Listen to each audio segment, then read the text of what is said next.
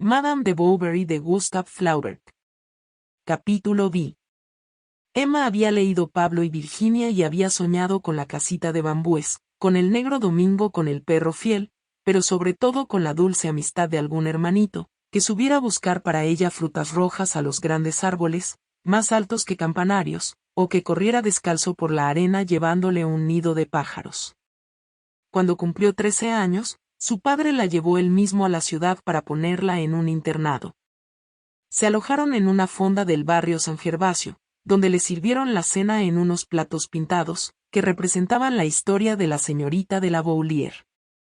Las leyendas explicativas, cortadas aquí y a 11 y por los rasguños de los cuchillos, glorificaban todas ellas la religión, las delicadezas del corazón y las pompas de la corte. Lejos de aburrirse en el convento los primeros tiempos, se encontró a gusto en compañía de las buenas hermanas, que, para entretenerla, la llevaban a la capilla, a donde se entraba desde el refectorio por un largo corredor. Jugaba muy poco en los recreos, entendía bien el catecismo, y era ella quien contestaba siempre al señor vicario en las preguntas difíciles. Viviendo, pues, sin salir nunca de la tibia atmósfera de las clases y en medio de estas mujeres de cutis blanco que llevaban rosarios con cruces de cobre, se fue adormeciendo en la languidez mística que se desprende del incienso, de la frescura de las pilas de agua bendita y del resplandor de las velas. En vez de seguir la misa, miraba en su libro las ilustraciones piadosas orladas de azul, y le gustaban la oveja enferma, el sagrado corazón atravesado de agudas flechas o el buen Jesús que cae caminando sobre su cruz. Intentó, para mortificarse, permanecer un día entero sin comer. Buscaba en su imaginación algún voto que cumplir. Cuando iba a confesarse, se inventaba pecaditos a fin de quedarse allí más tiempo, de rodillas en la sombra, con la cara pegada a la rejilla bajo el cuchicheo del sacerdote.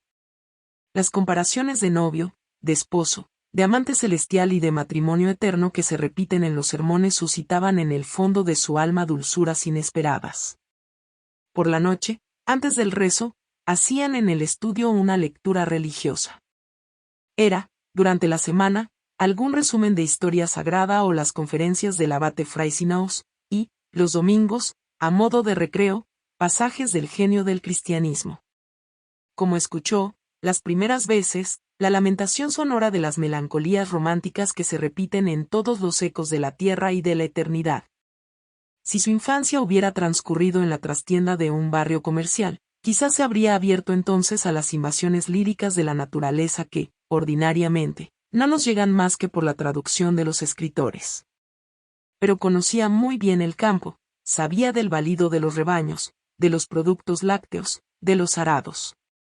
Acostumbraba a los ambientes tranquilos, se inclinaba, por el contrario, a los agitados. No le gustaba el mar sino por sus tempestades y el verdor solo cuando aparecía salpicado entre ruinas.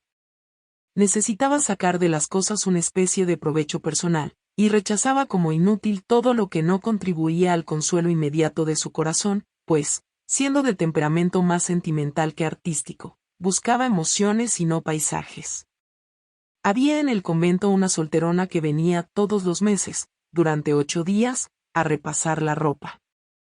Protegida por el arzobispado como perteneciente a una antigua familia aristócrata arruinada en la Revolución, comía en el refectorio a la mesa de las monjas y charlaba con ellas, después de la comida, antes de subir de nuevo a su trabajo. A menudo las internas se escapaban del estudio para ir a verla. Sabía de memoria canciones galantes del siglo pasado, que cantaba a media voz, mientras le daba a la aguja. Contaba cuentos, traía noticias, hacía los recados en la ciudad, y prestaba a las mayores, a escondidas, alguna novela que llevaba siempre en los bolsillos de su delantal, y de la cual la buena señorita devoraba largos capítulos en los descansos de su tarea. Solo se trataba de amores, de galanes, amadas, damas perseguidas que se desmayaban en pabellones solitarios, mensajeros a quienes matan en todos los relevos, caballos reventados en todas las páginas, bosques sombríos, vuelcos de corazón, juramentos, sollozos, lágrimas y besos, barquillas a la luz de la luna, ruiseñores en los vascuecilos, señores bravos como leones, suaves como corderos, virtuosos como no hay, siempre de punta en blanco y que lloran como urnas funerarias. Durante 6 meses, a los 15 años, Emma se manchó las manos en este polvo de los viejos gabinetes de lectura. Con Walter Scott, después, se apasionó por los temas históricos, soñó con arcones, salas de guardias y trovadores. Hubiera querido vivir en alguna vieja mansión, como aquellas castellanas de largo corpiño, que, bajo el trébol de las ojivas, pasaban sus días con el codo apoyado en la piedra y la barbilla en la mano, viendo llegar del fondo del campo a un caballero de pluma blanca galopando sobre un caballo negro.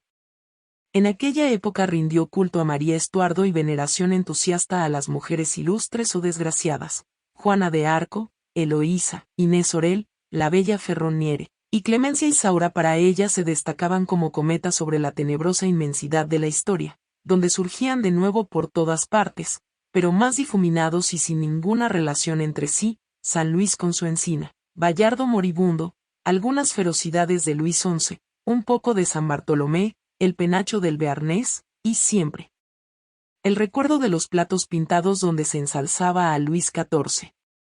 En clase de música, en las remances que cantaba, solo se trataba de angelitos de alas doradas, madonas, lagunas, gondoleros, pacíficas composiciones que le dejaban entrever, a través de las simplezas del estilo y las imprudencias de la música, la atractiva fantasmagoría de las realidades sentimentales. Algunas de sus compañeras traían al convento los keepsakes que habían recibido de regalo. Había que esconderlos, era un problema, los leían en el dormitorio. Manejando delicadamente sus bellas encuadernaciones de raso, Emma fijaba sus miradas de admiración en el nombre de los autores desconocidos que habían firmado, la mayoría de las veces condes o vizcondes, al pie de sus obras. Se estremecía al levantar con su aliento el papel de seda de los grabados, que se levantaba medio doblado y volvía a caer suavemente sobre la página. Era, detrás de la balaustrada de un balcón, un joven de capa corta estrechando entre sus brazos a una doncella vestida de blanco, que llevaba una escarcela a la cintura, o bien los retratos anónimos de las ladies inglesas con rizos rubios, que nos miran con sus grandes ojos claros bajo su sombrero de paja redondo. Se veían algunas recostadas en coches rodando por los parques, donde un lebrel saltaba delante del tronco de caballos conducido al trote por los pequeños postillones de pantalón blanco. Otras, tendidas sobre un sofá al lado de una carta de amor abierta, contemplaban la luna por la ventana entreabierta, medio tapada por una cortina negra. Las ingenuas, una lágrima en la mejilla, besuqueaban una tórtola a través de los barrotes de una jaula gótica, o, sonriendo, con la cabeza bajo el hombro, deshojaban una margarita con sus dedos puntiagudos y curvados hacia arriba como zapatos de punta respingada. Y también estabais allí vosotros, sultanes de largas pipas, estaciados en los cenadores, en brazos de las bayaderas, yaurs, sables turcos, gorros griegos, y, sobre todo, vosotros, paisajes pálidos de las regiones ditirámbicas, que a menudo nos mostráis a la vez palmeras, abetos, tigres a la derecha, un león a la izquierda, minaretes tártaros en el horizonte, ruinas romanas en primer plano, después camellos arrodillados, todo ello enmarcado por una selva virgen bien limpia y un gran rayo de sol perpendicular en el agua, de donde de tarde en tarde emergen como rasguños blancos, sobre un fondo de gris acero, unos cisnes nadando. Y la pantalla del quinqué, colgado de la pared, por encima de la cabeza de Emma, iluminaba todos estos cuadros del mundo, que desfilaban ante ella unos detrás de otros, en el silencio del dormitorio y en el ruido lejano de algún Simón retrasado que rodaba todavía por los bulevares. Cuando murió su madre, lloró mucho los primeros días. Mandó hacer un cuadro fúnebre con el pelo de la difunta, y, en una carta que enviaba a Les Bertaux, toda llena de reflexiones tristes sobre la vida, pedía que cuando muriese la enterrasen en la misma sepultura. El pobre hombre creyó que estaba enferma y fue a verla. Emma se sintió satisfecha de haber llegado al primer intento a ese raro ideal de las existencias pálidas, a donde jamás llegan los corazones mediocres. Se dejó, pues, llevar por los meandros lamartinianos, escuchó las arpas sobre los lagos, todos los cantos de cisnes moribundos, todas las caídas de las hojas, las vírgenes puras que suben al cielo y la voz del Padre Eterno resonando en los valles. Se cansó de ello y, no queriendo reconocerlo, continuó por hábito, después por vanidad, y finalmente se vio sorprendida de sentirse sosegada y sin más tristeza en el corazón que arrugas en su frente. Las buenas monjas, que tanto habían profetizado su vocación, se dieron cuenta con gran asombro de que la señorita Ruu parecía írseles de las manos. En efecto, ellas le habían prodigado tanto los oficios, los retiros, las novenas y los sermones, predicado también el respeto que se debe a los santos y a los mártires, y dado tantos buenos consejos para la modestia del cuerpo y la salvación de su alma, que ella hizo como los caballos a los que tiran de la brida, se paró en seco y el bocado se le salió de los dientes. Aquella alma positiva, en medio de sus entusiasmos, que había amado la iglesia por sus flores, la música por la letra de las romances y la literatura por sus excitaciones pasionales, se sublevaba ante los misterios de la fe, lo mismo que se irritaba más contra la disciplina, que era algo que iba en contra de su constitución. Cuando su padre la retiró del internado, no sintieron verla marchar. La superiora encontraba incluso que se había vuelto, en los últimos tiempos, poco respetuosa con la comunidad. A Emma, ya en su casa, le gustó al principio mandar a los criados, luego se cansó del campo y echó de menos su convento. Cuando Carlos vino a Les Bertaux por primera vez, ella se sentía como muy desilusionada, como quien no tiene ya nada que aprender, ni le queda nada por experimentar. Pero la ansiedad de un nuevo estado, o tal vez la irritación causada por la presencia de aquel hombre, había bastado para hacerle creer que por fin poseía aquella pasión maravillosa que hasta entonces se había mantenido como un gran pájaro de plumaje rosa planeando en el esplendor de los cielos poéticos, y no podía imaginarse ahora que aquella calma en que viva fuera la felicidad que había soñado. Capítulo 7. A veces pensaba que, a pesar de todo, aquellos eran los más bellos días de su vida, la luna de miel como decían. Para saborear su dulzura, habría sin duda que irse a esos países de nombres sonoros donde los días que siguen a la boda tienen más suaves socios. En sillas de posta, bajo cortinillas de seda azul, se sube al paso por caminos escarpados, escuchando la canción del postillón, que se repite en la montaña con las campanillas de las cabras y el sordo rumor de la cascada. Cuando se pone el sol, se respira a la orilla de los golfos el perfume de los limoneros. Después, por la noche, en la terraza de las quintas, a solas y con los dedos entrecruzados, se mira a las estrellas haciendo proyectos. Le parecía que algunos lugares en la tierra debían de producir felicidad, como una planta propia de un suelo y que no prospera en otra parte. Quien pudiera asomarse al balcón de los chalets suizos o encerrar su tristeza en una casa de campo escocesa, con su marido vestido de frac de terciopelo negro de largos faldones y calzado con botas flexibles y con un sombrero puntiagudo y puños en las bocamangas. Quizás hubiera deseado hacer a alguien la confidencia de todas estas cosas. Pero, ¿cómo explicar un vago malestar que cambia de aspecto como las nubes, que se arremolina como el viento? Le faltaban las palabras, la ocasión, el valor. Si Carlos, sin embargo, lo hubiera querido, si lo hubiera sospechado, si su mirada, por una sola vez, hubiera ido al encuentro de su pensamiento, le parecía que una abundancia súbita se habría desprendido de su corazón, como cae la fruta de un árbol en espaldar cuando se acerca a él la mano. Pero a medida que se estrechaba más la intimidad de su vida, se producía un despegue interior que la separaba de él.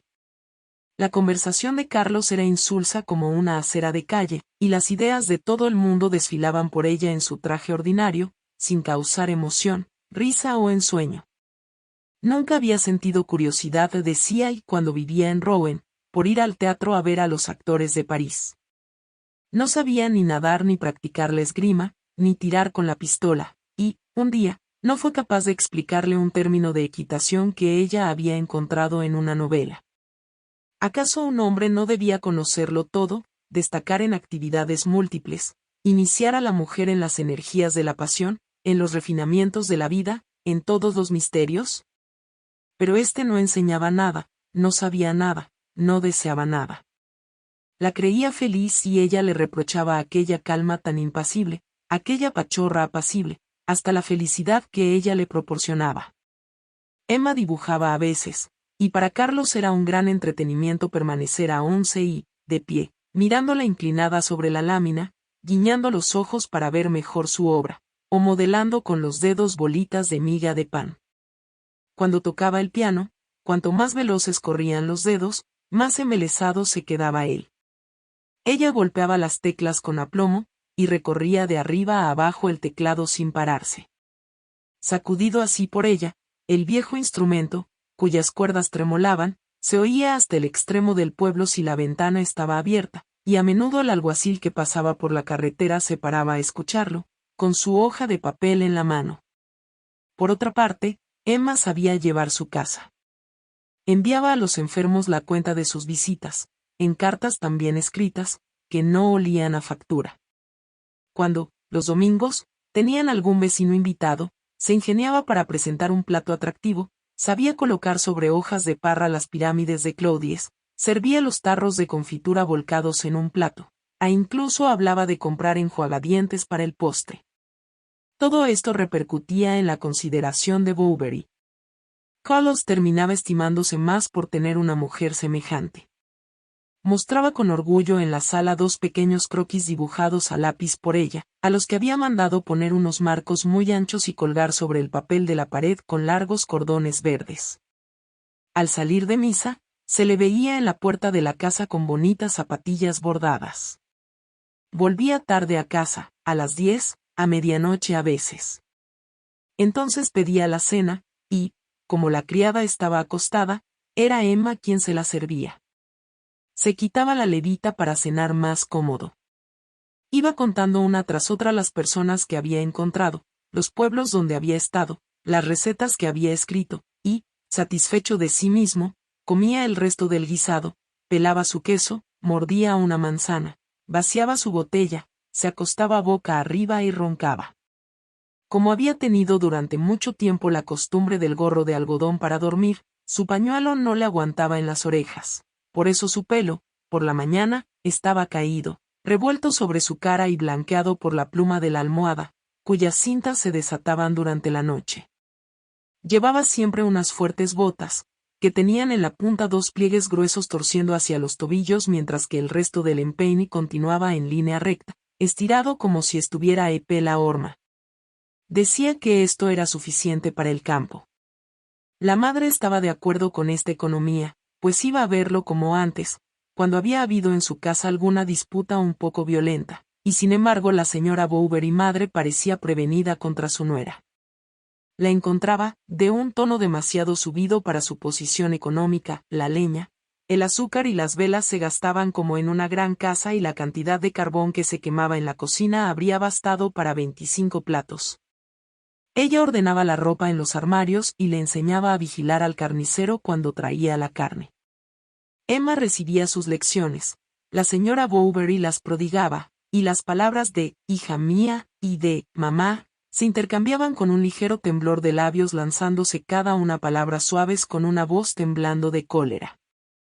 En el tiempo de la señora Dubec, la vieja señora se sentía todavía la preferida, pero, ahora, el amor de Carlos por Emma le parecía una deserción de su ternura, una invasión de aquello que le pertenecía, y observaba la felicidad de su hijo con un silencio triste, como alguien venido a menos que mira, a través de los cristales, a la gente sentada a la mesa en su antigua casa. Le recordaba sus penas y sus sacrificios, y, comparándolos con las negligencias de Emma, sacaba la conclusión de que no era razonable adorarla de una manera tan exclusiva. Carlos no sabía qué responder, respetaba a su madre y amaba infinitamente a su mujer, consideraba el juicio de una como infalible y, al mismo tiempo, encontraba a la otra irreprochable. Cuando la señora Bovary se había ido, él intentaba insinuar tímidamente, y en los mismos términos, una o dos de las más anodinas observaciones que había oído a su madre, Emma, demostrándole con una palabra que se equivocaba, le decía que se ocupase de sus enfermos. Entretanto, según teorías que ella creía buenas, quiso sentirse enamorada. A la luz de la luna, en el jardín, recitaba todas las rimas apasionadas que sabía de memoria y le cantaba suspirando adagios melancólicos. Pero pronto volvía a su calma inicial y Carlos no se mostraba ni más enamorado ni más emocionado. Después de haber intentado de este modo sacarle chispas a su corazón sin conseguir ninguna reacción de su marido, quien, por lo demás, no podía comprender lo que ella no sentía, y solo creía en lo que se manifestaba por medio de formas convencionales, se convenció sin dificultad de que la pasión de Carlos no tenía nada de exorbitante. Sus expansiones se habían hecho regulares, la besaba a ciertas horas, era un hábito entre otros, y como un postre previsto anticipadamente, después de la monotonía de la cena. Un guarda forestal, curado por el señor de una pleuresía, había regalado a la señora una perrita galga italiana. Ella la llevaba de paseo, pues salía a veces, para estar sola un instante y perder de vista el eterno jardín con el camino polvoriento. Iba hasta el hayedo de Banneville, cerca del pabellón abandonado que hace esquina con la pared, por el lado del campo. Hay en el foso, entre las hierbas, unas largas cañas de hojas cortantes. Empezaba a mirar todo alrededor, para ver si había cambiado algo desde la última vez que había venido. Encontraba en sus mismos sitios las digitales y los alelíes, los ramos de ortigas alrededor de las grandes piedras y las capas de líquen a lo largo de las 3 ventanas, cuyos postigos siempre cerrados se iban cayendo de podredumbre sobre sus barrotes de hierro oxidado. Su pensamiento, sin objetivo al principio, vagaba al azar, como su perrita, que daba vueltas por el campo, ladraba detrás de las mariposas amarillas, cazaba las musarañas o mordisqueaba las amapolas a orillas de un trigal. Luego sus ideas se fijaban poco a poco, y, sentada sobre el césped, que hurgaba a golpecitos con la contera de su sombrilla, se repetía: «Dios mío, ¿por qué me habré casado?». En la ciudad, con el ruido de las calles, el murmullo de los teatros y las luces del baile, llevaban unas vidas en las que el corazón se dilata y se despiertan los sentidos. Pero su vida era fría como un desván cuya ventana da al norte, y el aburrimiento, araña silenciosa, tejía su tela en la sombra en todos los rincones de su corazón. Recordaba los días de reparto de premios, en que subía al estrado para ir a recoger sus pequeñas coronas.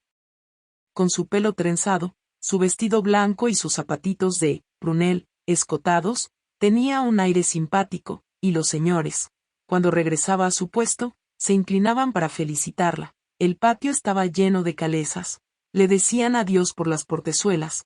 El profesor de música pasaba saludando con su caja de violín. Qué lejos estaba todo aquello, y qué lejos estaba. Llamaba a Adjali, la cogía entre sus rodillas, pasaba sus dedos sobre su larga cabeza fina y le decía: «Vamos, besa a tu ama, tú que no tienes penas». Después, contemplando el gesto melancólico del esbelto animal que bostezaba lentamente, se enternecía, y, comparándolo consigo misma, le hablaba en alto, como a un afligido a quien se consuela. A veces llegaban ráfagas de viento, brisas del mar que, extendiéndose de repente por toda la llanura del país de Caux, traían a los confines de los campos un frescor salado. Los juncos silbaban a ras de tierra, y las hojas de las hayas hacían ruido con un temblor rápido, mientras que las copas, balanceándose sin cesar, proseguían su gran murmullo. Emma se ceñía el chal a los hombros y se levantaba. En la avenida, una luz verde proyectada por el follaje iluminaba el musgo raso, que crujía suavemente bajo sus pies. El sol se ponía, el cielo estaba rojo entre las ramas, y los troncos iguales de los árboles plantados en línea recta parecían una columnata parda que se destacaba sobre un fondo dorado. El miedo se apoderaba de ella, llamaba a Adjali, volvía deprisa a Toasts por la carretera principal, se hundía en un sillón y no hablaba en toda la noche. Pero a finales de septiembre algo extraordinario pasó en su vida. Fue invitada a la Vaubyessard, a casa del marqués de Ambervilliers. Secretario de Estado bajo la Restauración, el marqués, que trataba de volver a la vida política, preparaba desde hacía mucho tiempo su candidatura a la Cámara de Diputados. En invierno hacía muchos repartos de leña, y en el Consejo General reclamaba siempre con interés carreteras para su distrito. En la época de los grandes calores había tenido un flemón en la boca, del que Carlos le había curado como por milagro, acertando con un toque de lanceta. El administrador enviado a Toasts para pagar la operación contó, por la noche, que había visto en el huertecillo del médico unas cerezas soberbias. Ahora bien, las cerezas crecían mal en la Vaubyessard. El señor marqués pidió algunos esquejes a Bovary, se sintió obligado a darle las gracias personalmente, vio a Emma, se dio cuenta de que tenía una bonita cintura y de que no saludaba como una campesina. De modo que no creyeron en el castillo sobrepasar los límites de la condescendencia, ni por otra parte cometer una torpeza, invitando al joven matrimonio. Un miércoles, a las 3, el señor y la señora Bowbery salieron en su carricoche para la Vaubyessard, con un gran baúl amarrado detrás y una sombrerera que iba colocada delante del pescante. Carlos llevaba además una caja entre las piernas. Llegaron al anochecer, cuando empezaban a encender los faroles en el parque para alumbrar a los coches.